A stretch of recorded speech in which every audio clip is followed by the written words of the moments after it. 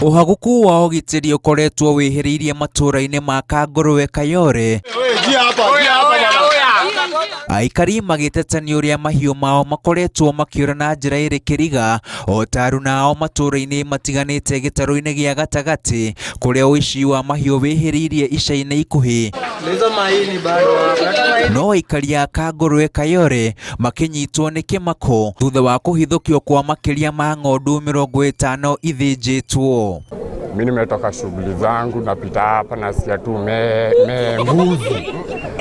Saa ile tukipita hapa tunasikia tu hadi na watu tunapata watu wameungana hapa, tunashindwa mwongozano ni ya nini. Kwa mbuzi tumekuta zimeibiwa, lakini ni kondoo hatujui kwenye zilikuwa zimetoka ni wapi. Na hizi si wa kuambia saa hii wameiba nyingi. Hata zangu mimi zimekuliwa zaidi ya mbuzi 15. Gĩthĩnjĩro gĩkĩ kĩa Ngungu gĩkoretwo gĩgĩtabanĩrio ciĩko ici nĩ andũ matoĩkaine, na gũkinyagia rĩu gũtikũrĩkanĩte kũrĩa mahiũ maya makoretwo makĩrutwo. Mbuzi zenye zilikuwa uhai, zenye ziko uhai ni 40. Lakini hizi zingine zenye zimesijwa ni over 60. Mwenye sasa kuchinja hadi hatumjui.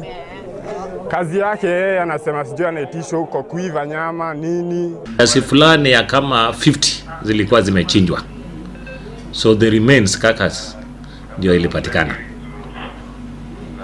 Lakini zile haikuwa imechinjwa, imepatikana karibu 38-40. Andũ 5 nĩ maikĩtio ngono na kũhingĩrwo ceceni-inĩ ya borithi ya Kayole na megũteithĩrĩria harĩ ũthuthuria makĩria. Ng'ondu ingĩ 40 irĩ muoyo nĩ ihithũrĩtio, mũndũ angĩkorwo aiyĩtwo mahiũ make akĩũrio kũhũra riboti.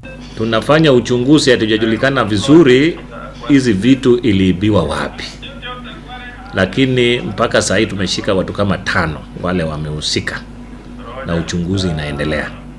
Kama umewahi poteza kondoo,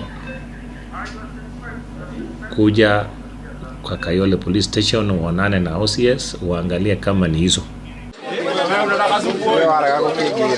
Ngĩribotera Inooro TV, rĩtwa rĩakwa nĩ Karega wa Buthia.